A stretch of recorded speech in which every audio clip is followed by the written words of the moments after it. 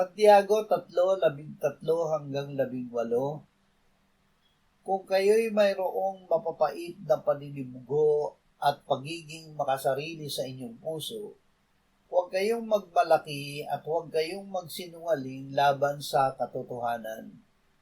Hindi ito ang karunungang bumababa mula sa itaas, kundi makalupa, makalaman, may sa demonyo.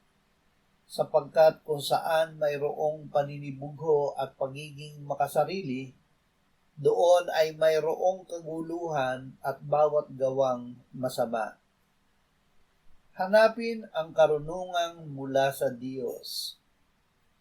Ang paninibugho at pagiging makasarili ay makalupa, makalaman, may sa demonyo. Ito ang pinagmumulan ng kaguluhan at gawang masama. Labanan natin ito. Ang ibinibigay sa atin ng Diyos ay ang kanyang karunungan. Diyos ang gumawa upang tayo ay makapamuhay na mabuti sa gawa ng kaamuan ng karunungan.